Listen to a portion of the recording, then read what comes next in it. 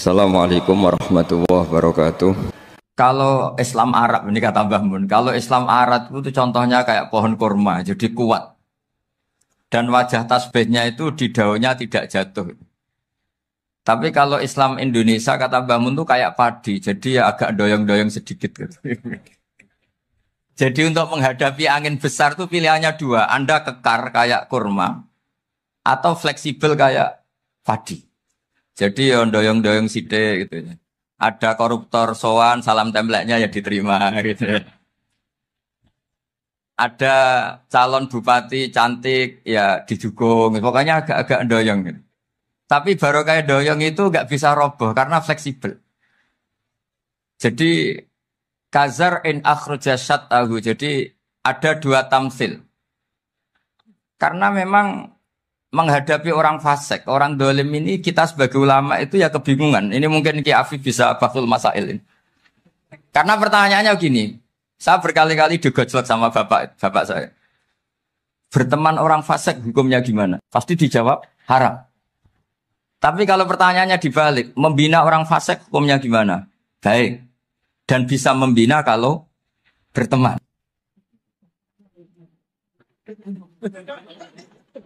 Makanya Gus Azaim pernah bikin seni deh, muktamar seni. Anggap saja madhabnya seperti itu. Jadi ya agak doyong-doyong sedikit. Masa ketop berteman orang yang macam-macam. Tapi itu fleksibel. Nyatanya tetap soleh sampai sekarang gitu. Itu berarti itu ya. Ya gitu kata Bangun itu. Jadi untuk menahan angin yang besar pilihannya hanya dua. Anda kokoh kayak pohon kurma atau fleksibel kayak padi. Nah, Islam Indonesia kata Mbah Mun itu pari wae katanya, padi. Jadi ungkapan-ungkapan para masyayikh ini penting karena khazanah yang saya baca. Saya berkali-kali cerita ini dalam kitab Khilyatul Auliya. Itu Abu Nu'aim al-Asfihani cerita tentang riwayat Sufyan bin Uyainah. Ini gurunya Imam Syafi'i. Itu setiap kali Nabi Isa dan Yahya, ini dua nabi yang sekurun, sama-sama masih muda. Nabi Yahya itu senengannya dolan ke orang-orang soleh, menyambangi orang-orang soleh. Tentu itu bagus. Tapi kalau Nabi Isa ini suka menyambangi orang-orang yang fasik, orang-orang yang nggak jelas.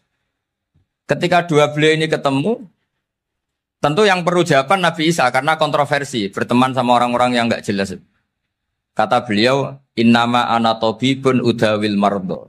Seorang kiai, seorang nabi, orang yang baik itu ibarat dokter. Di mana-mana dokter tuh ngobati orang yang apa? Sakit. Kalau Anda dokter dan peneliti satu penyakit, pasti cari daerah yang banyak pandeminya.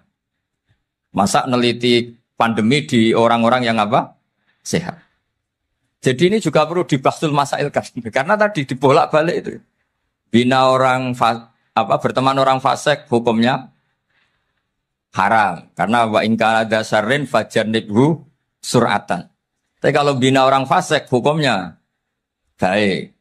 Bisa bina kalau berteman. Jadi fikih itu ya karena dibolak-balik. Makanya sholat juga gitu. Sholat yang tumak ninah yang lama itu ya bagus. Masa jagongan mbek pangeran nggak asik. Jagongan sama teman aja asik, masa jagongan sama pangeran tidak apa? Asik. Tapi kalau Ibnu Abbas sholat tuh cepat. Ketika ditanya, kenapa kalau Anda sholat cepat? Setan baru tata-tata mau goda, sudah selesai. Kata. Karena setan itu ya jaga jaim tuh, jaga image. Jadi kalau mau goda orang itu ya surinan dulu, macak-macak dulu. Ternyata mau ke situ sholatnya sudah selesai. Lah kebetulan mazhab saya tuh yang kedua itu gitu. Jadi kalau Gus Azaim itu sholat lama sekali, itu ada madhab tandingan, yaitu madhab saya.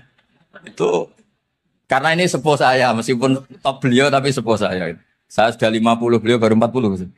Ini berarti baru memulai kiai. Kalau pakai umur nubuah ini baru memulai. Jadi madhab itu penting. Jadi pembanding itu harus diutarakan. Sehingga dalam fikih manapun, itu sebuah madhab, itu harus diuji itu lewat pembanding. Dulu itu setiap debat fikih antar ulama, itu mesti nggak ada yang menang. Misalnya saya kiai kelihatan miskin tuh ya baik supaya santri-santri yang miskin itu punya teman gitu. Karena rata-rata santri itu miskin. Nah, dikancani kiai kan seneng gitu. Tapi problemnya kiai yang miskin itu ya nggak bisa nolong santri karena dia sendiri apa? Miskin. Makanya dulu Imam Syafi'i itu pengagum orang miskin. Setelah ngaji Imam Malik tanya, ya Imam Malik, orang yang sealim jenengan itu siapa? Jawabnya Imam Malik lucu. Dulu Abu Hanifah, sekarang orangnya sudah meninggal ya. Ilmunya dititipkan atau diwaris oleh Muhammad bin Hasan Asy-Syaibani. Akhirnya Imam Syafi'i dibiayai Imam Malik ke Irak. Imam Syafi'i miskin, bisanya ke sana dibiayai Imam Malik. Itu seperti Abu Ya Said Muhammad masyhur, ini murid beliau. Kalau ada santri boyong kan mesti apa? Disangoni. Disangoni. Ketika datang ke Irak, Muhammad bin Hasan Asy-Syaibani itu nata uang, nata emas itu di ruang tamu. Jadi ngitung uang itu di ruang tamu. Miliatan. Ini kaget. Ini kiai kok kedonyan kata Imam Syafi'i. Tapi apa kata Muhammad bin Hasan Asy-Syaibani? Anda kagum ini, Anda kaget ini. Kalau kamu menyoal orang soleh kaya, ini tak kasihkan orang-orang fasik. Biar dipakai judi, dipakai selingkuh, dipakai maksiat. Jangan-jangan. Harta ini harus tetap di orang soleh. Kalau ke orang fasik, bahaya. Berarti kiai boleh kaya. Boleh-boleh. Semenjak itu ada gerakan kiai kudu sugih. Ya ada yang kesampaian, ada yang enggak gitu saja. Tapi karena kalau pakai logika fikih, harta itu fitnah. Oke, seakan-akan harta itu masalah. Tapi kalau ini dikuasai orang dolim, maka masalah besar. Jika orang-orang soleh ini harus juga menguasai harta. Nah, terus lama-lama dikiaskan kekuasaan. Kalau yang kuasain orang fasik, orang tidak sholat, ribet. Akhirnya kiai terus dukung, ya akhirnya ikut politik tadi. Nak menawa bupatinya kena diatur gitu. Diatur kon sholat, orang yang sesi proposal, maksudnya diatur keng sholat maksud. Ini cerita-cerita apa logika-logika fikih. Makanya saya sering ngaji kitab-kitab itu, diantara yang saya suka adalah ada dialog besar yang terjadi di antara orang-orang pilihan, termasuk bahkan di antara para nabi dan Tuhan. Jadi unik. Allah sendiri kadang mengajari kecerdasan para nabi itu ya lewat dialog. Masyhur itu, Nabi Ibrahim itu punya ruang khusus untuk sholat dan tidak boleh siapapun masuk situ. Tahu-tahu ada yang sudah di situ. Beliau membuka, kaget. Siapa memberi izin ke kamu yang punya rumah ini? Saya yang punya rumah dan saya tidak memberi izin kamu. Yang memberi izin saya itu yang punya saya, kamu dan rumah ini. Yaitu Allah Ta'ala katanya. Wah berarti kamu malaikat dong? Iya saya malaikat Israel. Disuruh nyabut nyawa kamu. Ya agak sopan karena agak pernah mondok di Salafiyah itu akhirnya Nabi Ibrahim bilang, wah itu keliru, Anda pasti keliru. Hal ra'aita habiban yumitu habibah, hal ra'aita khalilan yumitu khalila. Saya ini Khalilur Rahman, saya ini kekasih Allah. Masa ada kekasih bunuh yang dikasih? Itu Israel akhirnya ngaji, masuk akal juga. Ternyata perintah ini mungkin hoax ya. Pokoknya dia terus mikir akhirnya. Iya ya, masa ini kekasih Allah kemudian oleh Allah dibunuh, dimatikan. Terbanglah Israel, matur lagi ya Allah, kata Ibrahim, hal ra'aita khalilan yumitu khalila. Masa kekasih bunuh yang dia apa? Kasih. Kayaknya masuk akal Gusti. Mulai ngaji lah kira-kira gitu malaikat. Akhirnya oleh Allah dijawab, ya sudah begini, kamu datang ke Ibrahim bilang, hal ra'aita habiban yakrahu ayyalqa habibah. Masa kekasih tidak siap ketemu yang dikasih. Nah, jadi akhirnya Nabi Ibrahim, Israel datang lagi. Logikanya sekarang enggak gitu, begini katanya diajarin. Hal ra'aita habiban yakrahu ayyalqa habibah. Masa kekasih tidak siap ketemu yang dikasih. Kata Ibrahim, oke, ya, terus mau meninggal. Jadi kalau jenengan cinta betul sama Allah ya harus, ya tidak usah, jangan sekarang tapi. Kalau mati di rumah aja, kalau di pondok repotnya kiainya nanti. Tapi nanti setelah punya cucu banyak lah. Nah, barokahnya baca ini dialog-dialog orang pilihan ini akan tersibak.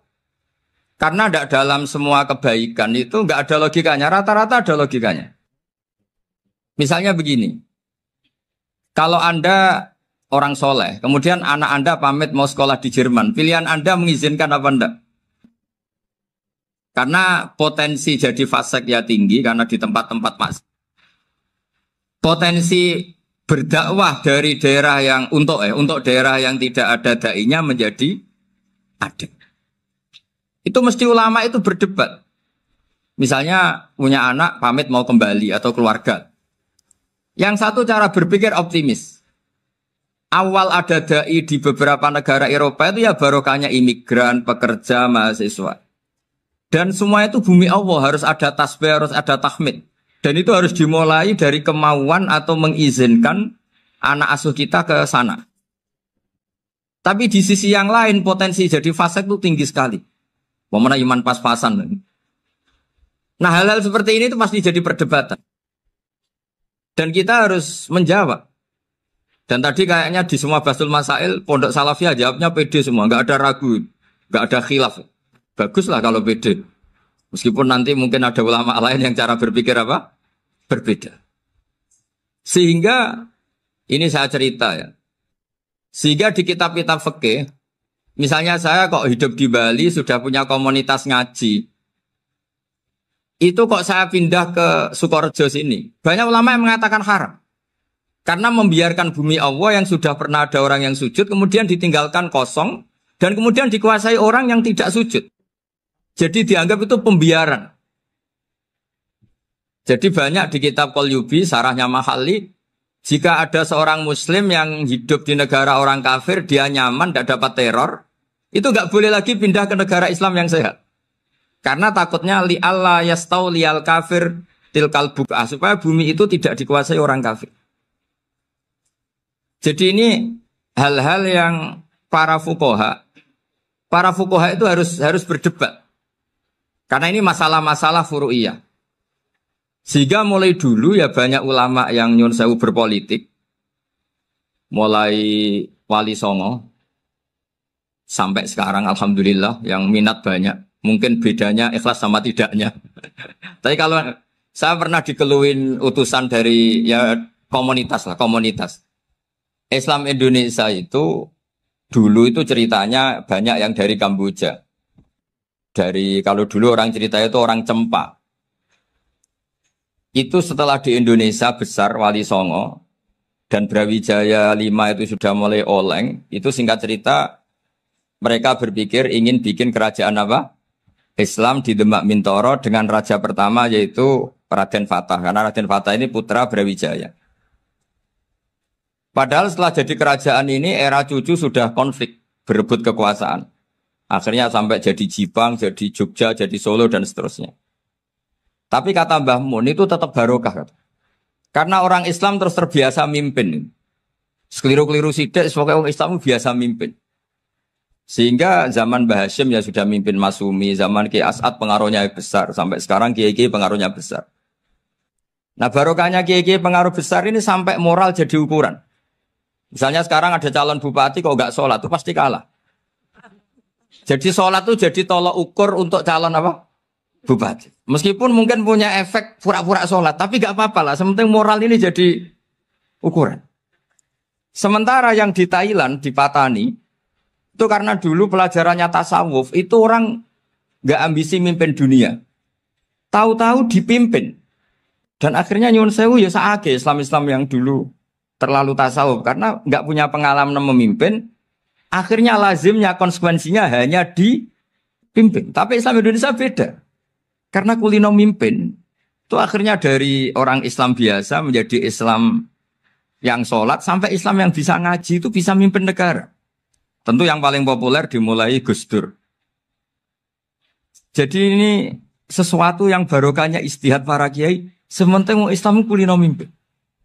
Sehingga di Indonesia itu barokahnya itu, kebaikan itu jadi tolok ukur. Ada orang kok terkenal koruptor, atau terkenal nyuwun sewu selingkuh, atau terkenal apa, itu pasti tidak jadi. Karena moral itu menjadi tolok ukur. Dan itu adalah politik para kiai. Jadi ini saya cerita, dan itu negara juga akhirnya untung, karena seleksi agama sama negara itu sama. Sama-sama kiai ya bilang negara harus dipimpin orang soleh, negara juga bilang seperti itu. Nah, ketokohan-ketokohan para beliau-beliau ini yang mau lah bekerja sama dengan umarok. Kita tahu dulu Pak Harto ya rawuh ke sini ketika Muktamar 84, rawuh ke Ki As'ad, ketika mau kembali ke Khittah juga dirembuk oleh ulama dan umarok. Dan akhirnya ini menjadi negara yang alhamdulillah semoga selalu menuju baldatun thayyibatu wa rabbun ghafur. Nah, kemudian di sini saya tabarruk dengan Said Muhammad, gurunya Kiai Haji Azaim. Saya mau cerita tentang amaliyah tadi. Saya sebetulnya nggak niat bacakan bab itu, gara-gara ada khataman jumlahnya banyak, saya jadi pusing. Ini panitianya tanya, khatam betul apa enggak? Iya, Gus, khatam betul. Tapi kayaknya saya tidak yakin itu. Karena saya ini kan dari pondok tahfidz itu. Biasanya anak khataman itu ya rodok bodoni itu. Wes dibaca buanter sing nyemak ya mau ndelok pojok tok. Mergo kebanteren. Nah, akhirnya lafat-lafat yang di tengah itu enggak di apa? Baca. Tapi ya semoga dimaafkan Allah lah. Yang jelas itu enggak. Tapi saya mau cerita ya. Jadi cara berpikir Said Muhammad ini nanti juga saya teruskan di Ma'had Ali. Ini saya baca ya.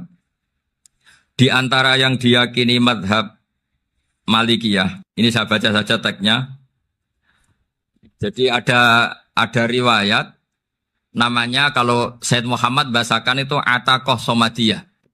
Kalau di Indonesia kadang orang bilang Al-Ataqoh Al-Kubro, yaitu dengan membaca surat Ikhlas. Di sini jumlahnya hanya 100 kali, Qila 1000 kali. Tadi berapa teman? 700 juta. 700 juta ini sudah susuk banyak ini. Di sini hanya 40, riwayat lagi 100, 1000. Terus sampai tadi berapa? 800 juta. Wah, ini sudah susuk ini. Itu anak cucu sampean pasti masuk surga itu kalau gitu. Ini saya baca, ini kitabnya Said Muhammad ini. Suratul Ikhlasi wal Itqu minan nar. Akhrajat Tabraniyu fil Kabir an Fairuz ad-Dailami wa wa Ibnu Ukhtin Najasi.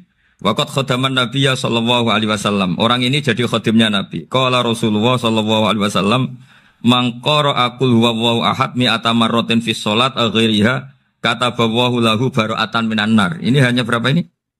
Mi'ata marrah. Berarti kalau satu orang itu cukup 100. Tadi sudah untuk 7 turunan tadi untuk orang berapa?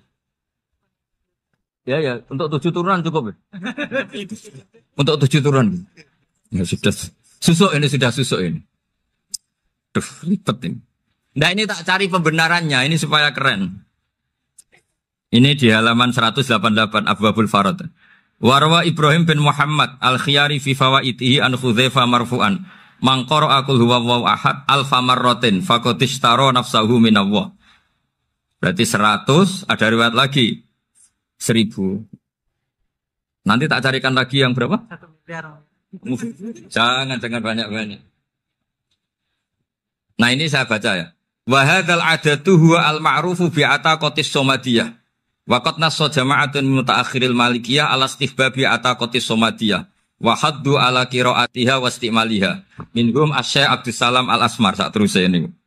Jadi kullu haula'i istahabbu ataqatas somadiyah ma'atirafi ba'dihim kal misnawi bisyidati du'fi hadisiha. I'timadan ala anna hadha minal fadha'il allati yutasahalu fiha. Faman sa'a yasta'milaha roja'a khusula ma fiha fala ba'sa bidzalik. Ala syarti alla ya'taqida thubuta dzalika anin nabi sallallahu alaihi wasallam hatta la yaqa'a fil kitsbi alaihi. Jadi intinya itu silahkan Anda bikin jumlah sesuai versi Anda. Yang penting Anda jangan kampanye kalau itu perintah Kanjeng Nabi Muhammad sallallahu alaihi wasallam. Karena kalau kamu atasnamakan Nabi kemudian jumlahnya sampai 800 berapa? 800 juta, berarti Nabi mengajarkan masyaqqah pada umatnya. Jadi cukup yang riwayat itu di sini hanya 100 sama 1000. Jadi kalau jumlah tadi untuk 7 apa? Turunan. Jadi kamu harus ditutup dengan doa, ya Allah, semua itu bukan untuk saya tapi untuk 7 turunan. Tolong catat ya Allah. Karena jadi artinya gini loh ya, orang Indonesia yang sering mempraktekkan atakosomadiyah itu bukan tanpa dalil. Ternyata dalam madzhab Maliki, saya masih ingat ketika mbah saya kandung, bapaknya bapak, asmane Mbah Nur Syam, itu wasiatnya minta dibacakan 4.000. Yang baca pas itu ya bapak sama anak-anaknya. Dan kemudian alhamdulillah zaman akhir itu mulai agak ngawur. Kalau ada acara itu wong liya kon maca anake mlebu metu gak melok maca. Itu keliru, saya jamin itu keliru. Saya sering kalau mimpin di rumah, kalau yasinan di tonggo-tonggo kok anaknya gak maca saya keluar. Bapakmu wong liya kon maca kata saya gitu. Jadi itu menurut saya itu yang jelas saya sampai ngisi begini. Yang ada riwayatnya itu idza mata ibnu adam min qata amaluhu illa min salasin shadaqatin jariyah au ilmin yuntafa'u bi awaladin sholihin yatullah. Itu tidak ada di hadis au kiyayin sholihin yatullah. Yang ada itu awaladin apa? Sholihin. Jadi anaknya harus ikut. Kalau tidak ada usaha atas. Akhirnya anaknya udah tinggi Gus Gil. Wah, akhirnya tak kei jagung paling akeh kula mendet sithik. Wong aku ora anake. Kadang-kadang enggak orang lain baca buahnya anaknya mau mlebu metu mau enggak tamu mbek rokokan. Itu harus ditobatkan itu. Keliru itu. Karena nasnya bukan aukiyayin solihin tapi awaladin solihin.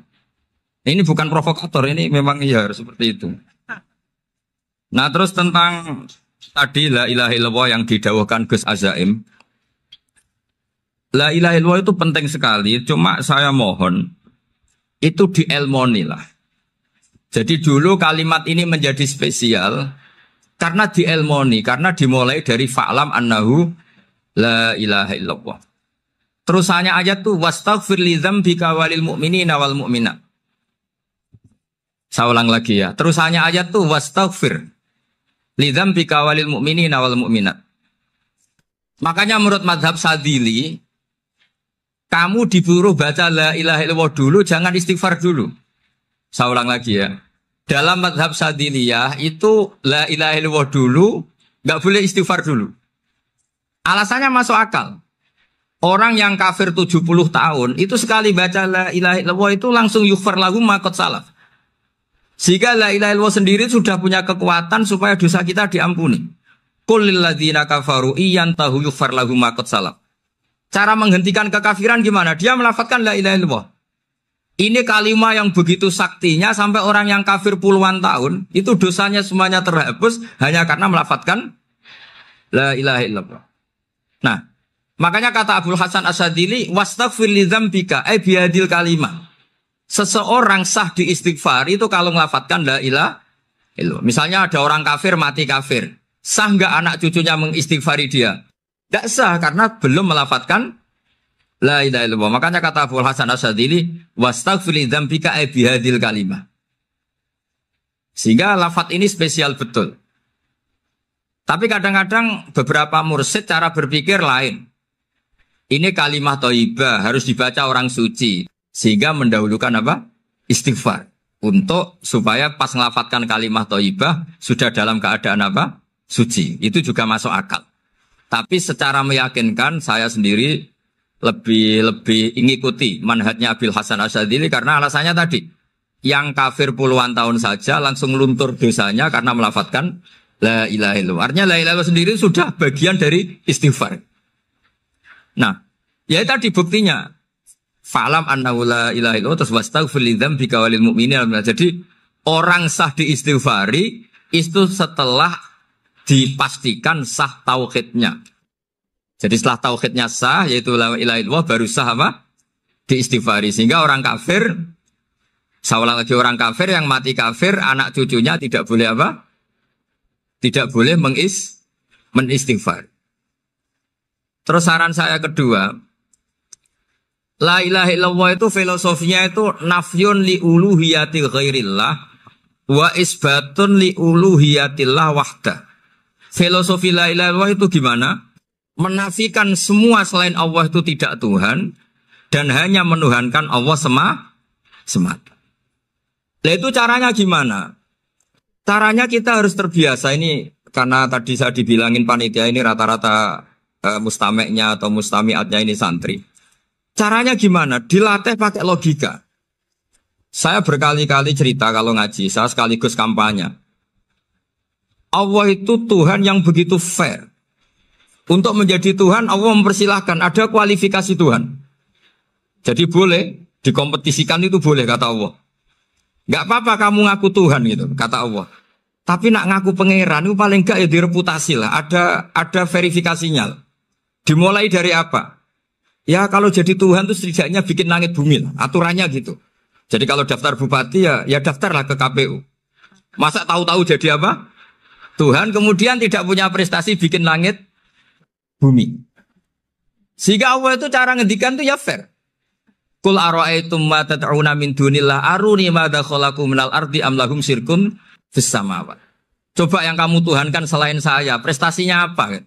Ketika saya bikin bumi itu apa ikut bikin? Terus am lahum syirkun fis samawat. Kalau bikin langit, kalau nggak bisa ya urun lah gitu. Urun semen apa urun bego, pokoknya urun lah gitu. Urun ora, gawe bumi ora, ngerti-ngerti ngaku jadi pangeran. Kul hatu burhanakum. Jadi ya kan ya lucu kan, misalnya syarat kiai di Salafiyah kan keluarga Kiai As'ad, cucunya ngaji ngalim. Orang keluarga Kiai As'ad tuh aku kiai utama di Salafiyah. Oh mesti di penjara ya. Lah yo gak gawe langit bumi, gak ada prestasi terus ngaku sebagai apa? Tuhan. Sehingga fair. Makanya saya berkali-kali cerita. Jubair bin Mut'im itu punya anak namanya Muhammad. Ini sudah orang alim, Muhammad bin Jubair bin Mut'im. Itu cerita awala Islami Abihi. Mut'im itu orang pinter sekali. Saking pinternya dia jadi delegasinya orang Quraisy datang ke Rasulullah sebagai negosiator untuk membebaskan Asra Badrin. Tawanan perang apa? Badar. Yang namanya disuruh itu pasti orang pinter.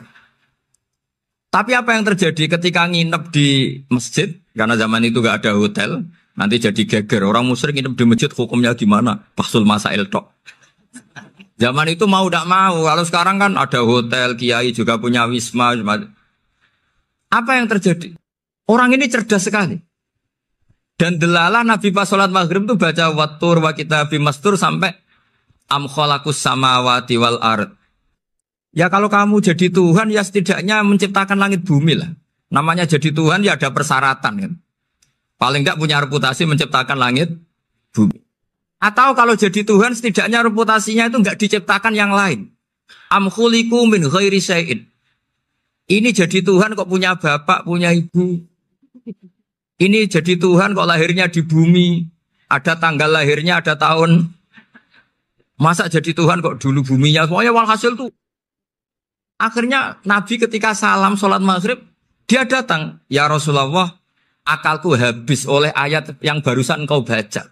Sudah saya Islam saja. Argumentasi selain Allah Tuhan itu batal.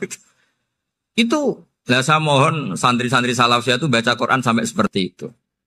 Jadi jangan hanya khataman banyak-banyakan maksudnya. Ini bukan nyindir ini, ngamuk ini.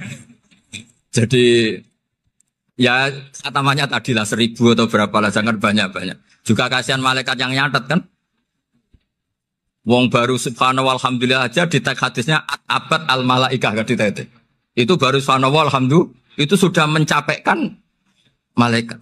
Makanya saya wiridan tuh arang-arang kasihan malaikat karena nanti jadi itu ya ada madhabnya itu jadi kalau Gus Azaim sholat lama tak saingi sholat cepet itu sama-sama ada madhabnya. Yang cepet kayak saya tadi setan pas tata-tata mau goda pas rukuk saya sudah itidal. Mau goda itidal saya sudah sujud, pusing dia. Tapi jangan tiru ini madhab yang agak-agak khusus lah sudah cara orang Madura agak khilaf tuh. Khilaf ya. Khilaf ini agak khilaf ini sudah. Tapi saya ingin lah. Sampean kalau ngaji Quran itu dilatih berlogika. Jadi Allah itu fair. Gak apa-apa kalian ngaku Tuhan tuh gak apa-apa, tapi tunjukkan prestasi kamu apa. Aruni madza khalaqu minal ardi am lahum syirkun fis samawati. Am khalaqus samawati wal ard. Diulang lagi am khuliqu min ghairi syai'in. Setidaknya kalau jadi Tuhan itu ya enggak butuh yang lain lah. Masa jadi Tuhan kok wujudnya saja butuh orang lain, butuh bumi eksistensinya butuh makan, butuh minum. Makanya Allah cara meniadakan uluhiyah selainnya itu Allah tuh redaksinya tuh mengena sekali. Yaitu tadi dengan cara-cara seperti itu. Sebagian ayat disebutkan ma asyattuhum khalqas samawati wal ardi wala khalqa anfusihim. Wong Tuhan kok nggak punya reputasi bikin langit, bikin bumi, bahkan untuk menciptakan dirinya sendiri saja nggak bisa. Ya sudahlah, kamu nggak usah ngaku Tuhan, nggak level kata gitu. Akhirnya terus ditemukan Tuhan yang sejati, yaitu wal awwal wal akhiru wal zahiru wal batin. Nah, itu yang Mut'im ini tadi termasuk orang yang sangat cerdas sekali. Padahal itu bacanya bukan pas basul masail, enggak. Nabi pas sholat maghrib. Juga bukan pas ceramah, enggak. Tapi itu didengarkan. Makanya termasuk ini spesial untuk hormat saya kepada Ki As'ad. Makanya saya ini kalau mentasjik santri-santri, ini agak sensitif, tapi sudah saya tidak perlu takut fitnah. Saya termasuk kenapa saya ingin jadi ahli tafsir, tentu yang membentuk itu Mbah Maimun dan bapak saya. Bapak saya itu hafal Quran kayak hafal Fatihah. Saking senangnya Quran itu. Mungkin bisa kamu saingi itu. Itu adalah orang kafir itu bisa paham Quran. Itu sangat menyinggung saya. Orang kafir itu bisa paham Quran. Ketika Umar Islam itu karena mendengar apa coba? Mendengar apa? Quran. Dan itu masih kafir apa sudah Islam? Masih kafir karena kalimat-kalimat yang di Quran itu begitu jelas wal kitabil mubin sehingga didengarkan orang kafir pun tuh ngefek. Makanya ketika Umar datang ke saudari putrinya kemudian dengar Toha ma anzalna alikal Quran apa? Litasqa itu dia terus iman. Begitu juga Mut'im. Itu ketika dengar Nabi baca surat At-Tur ya langsung iman. Makanya kata Ibnu Jarir At-Tabari, kamu jangan pernah bilang gini, syaratnya paham Quran itu harus alim, harus gini.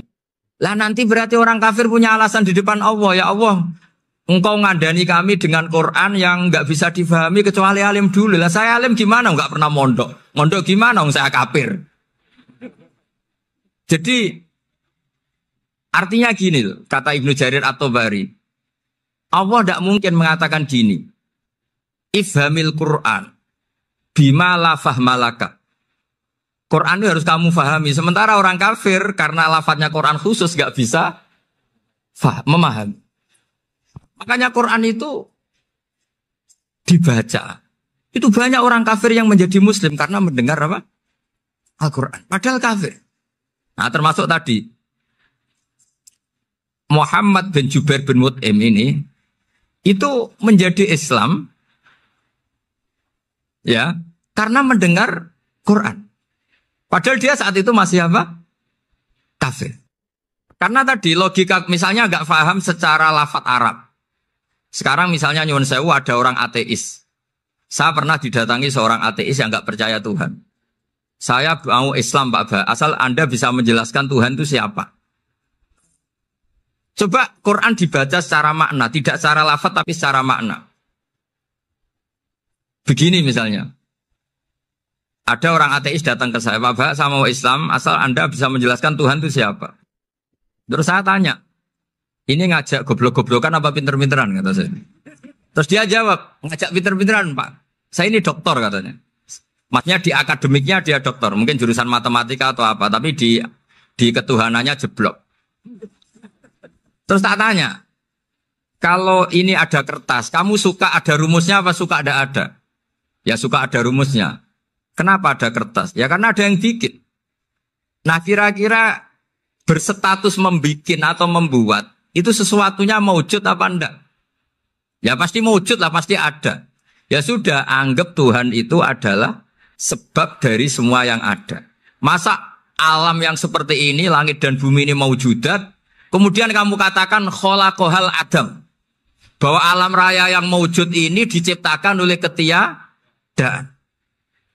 Ya juga, berarti Tuhan itu ya. Ya itu yang namanya Tuhan. Lah mulai dulu kiai-kiai ngomong gitu kan saya Islam katanya. Jadi kiai-kiai itu kadang-kadang kalau dakwah pokoknya kabeh digawe Tuhan. Beda dengan dakwanya orang-orang mantek. Orang-orang mantek itu kan nggak pernah nyebut Allah. Ini alam khawadis, labudamin muhdis. Meskipun mereka, nah muhdis ini menurut Islam namanya Allah. Tapi sebetulnya kan nggak langsung bilang Allah. Jadi tak kasih tahu, alam raya ini mewujud nggak? Ya mewujud Bapak. Bisa nggak sesuatu yang nggak ada menjadi faktor wujudnya yang ada? Ya nggak bisa, namanya nggak ada itu nggak bisa jadi faktor. Nah itu hebatnya ulama-ulama kita. Ketika mengenalkan Allah itu siapa? Zat yang wajibil wujud. Jadi kita ini kalah pinter ulama-ulama dulu. Ya alhamdulillah kalahnya sama ulama dulu. Kalau kalah sama ulama sekarang isin lah. Jadi ulama dulu sudah pinter. Pasti pertanyaan dasar manusia, hadil maujudat itu man khalaqaha, siapa yang menciptakan? Kalau kamu langsung jawab Allah atau Tuhan, mereka pasti tidak nerima. Ya jawab saja, hadil maujudat mesti khalaqaha maujudun. Nah berhubung maujud ini berstatus pencipta, harus super. Lah super ini oleh ulama disebut wajibul wujud atau musabbibul asbab. Yang oleh Islam dinamai Allah. Tapi kita langsung ngomong Allah, mesti aja bingungkan kan bagi yang bingung maksudnya. Ya saya mohonlah kalimat-kalimat la ilaha illallah itu diamatilah, diresapi sampai seperti penjelasan saya ini, sehingga punya kualitas ilmu. Karena syaratnya memang fa'lam, harus punya kualitas apa? Ilmu. Ilmu itu apa? Ma'rifatus syai' ala ma huwa alaih. Mengenal sesuatu sesuai detail-detail sifatnya sesuatu itu. Misalnya kalau Allah sudah jadi Tuhan, ya harusnya qabla kulli syai'. Masa Tuhan sama yang dituhani wujudnya dulu yang dituhani. Ditemukanlah sifat awal atau qadim. Makanya benar Gus Azaim tadi kalau sudah bertauhid harus hafal akidah berapa khamsin. Dimulai apa? Wujud. Kenapa harus dikatakan wujud? Karena alam raya ini kadung maujudan. Hadhil alam maujudun. Masa maujudun khalaqahul adam? Masa maujudat khalaqahul adam? Nah itu yang disebut am khuliqu min ghairi syai'in am humul khaliqun. Jadi saya mohon semohon-mohonnya cobalah tradisi-tradisi lihat baru ayat ini dihidupkan lagi sehingga kita baca Quran itu sekaligus menjadi orang yang sangat argumentatif. Karena Quran adalah qul falillahil hujjatul baligh. Dilatih. Jangan bosan dilatih. Makanya kalau saya baca ayat-ayat seperti itu cek fair Allah. Fair betul. Enggak apa-apa saya punya pesaing kata Allah, tapi yang imbang dong. Pas aku gawe langit ya bantulah. Atau ada langit tandingan lah kira-kira gitu. Kalau saya bikin bumi ya ada bumi. Nah misalnya sekarang orang Cina bikin matahari. Materinya dari mana coba? Dari yang sudah ada sekarang kan? Tetap saja agak ikut bikin kan? Tapi kalau Allah bikin langit bumi minal adam minal wujud. Kalau mereka paling rekayasa yang sudah wujud adik. Nah harus sampai seperti itu. Sampai kata Gus Azim kul hatu apa? Burhanakum dan. Jadi ini cara-cara kita untuk menguatkan iman. Aruni madza khalaqu minal ardi am lahum syirkun fis samawati. Terus kata Allah, itu nih bi kita bimin qabli hadza au atharatim min ilmin.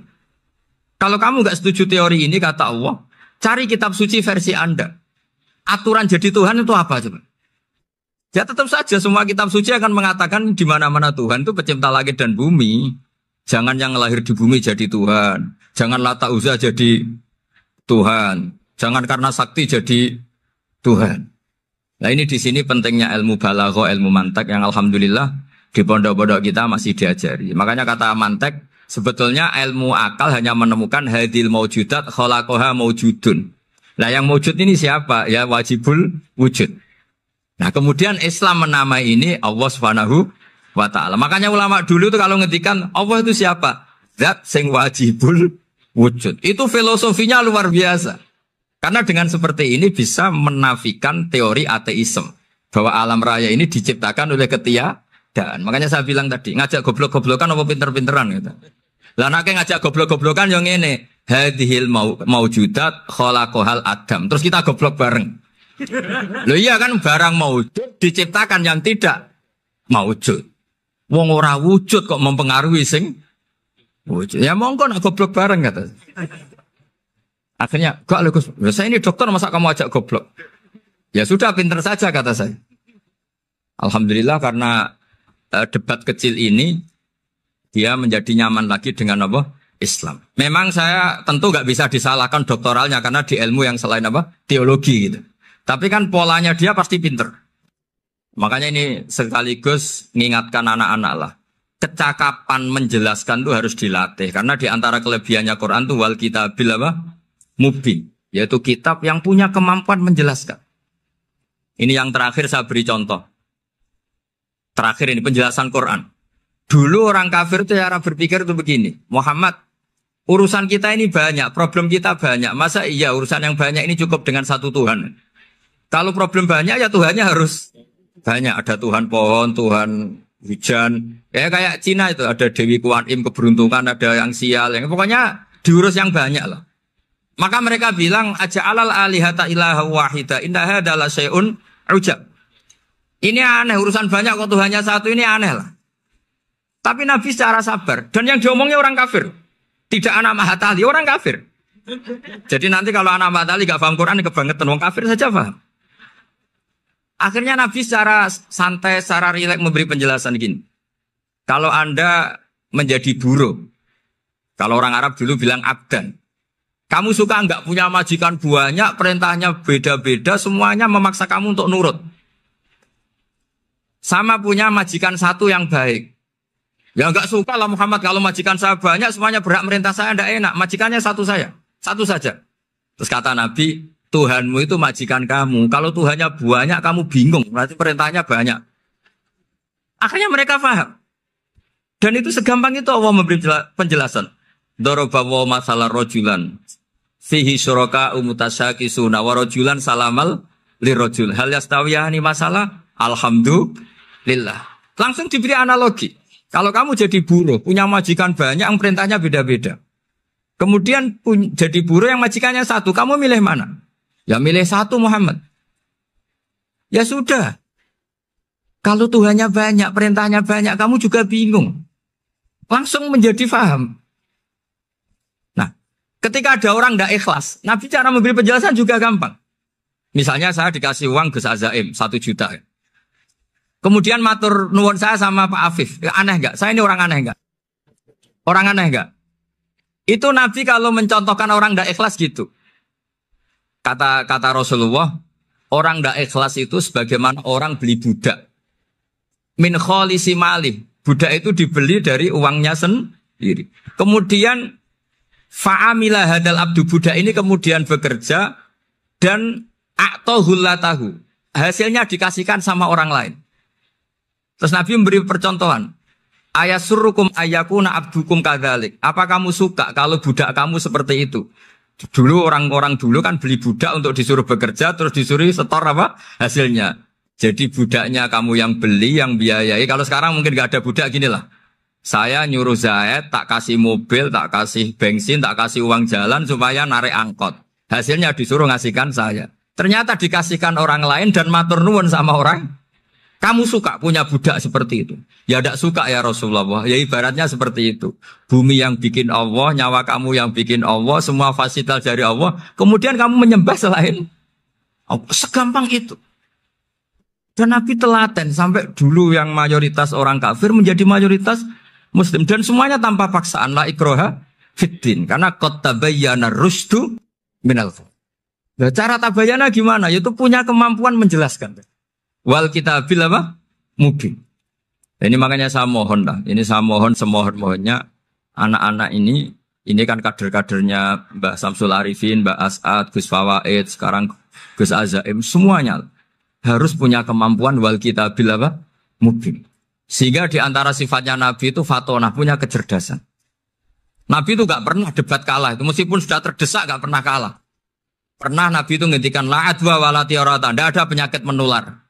Ada orang yang mungkin kurang suka iseng, ada onta yang sudah gudiken dijejerno sama yang waras. Ternyata yang waras jadi gudiken. Akhirnya Nabi diundang lah kira-kira gitu. Ya Rasulullah, kata engkau gak ada penyakit menular. Tapi ini onta yang gak gudiken tak jejerkan yang gudiken ikut gudiken. Berarti kan menular. Nabi santai jawab. Faman jarrobal awal. Lalu yang pertama gudiken ketularan siapa katanya. Wah kalau ini asli Nabi ya sudah seperti itu. Jadi ngiranya dia menang karena yang gudikan pertama nulari yang kedua. Ternyata Nabi tanyanya lagi, faman jarrobal awala, yang gudikan yang pertama siapa? Oh ini asli ya maksud saya itu. Jadi Nabi itu gak pernah kalah. Karena Nabi punya apa? Fatona. Jadi saya mohon, ya tadi makanya ini efeknya tuh khatamannya gak boleh banyak-banyak ya.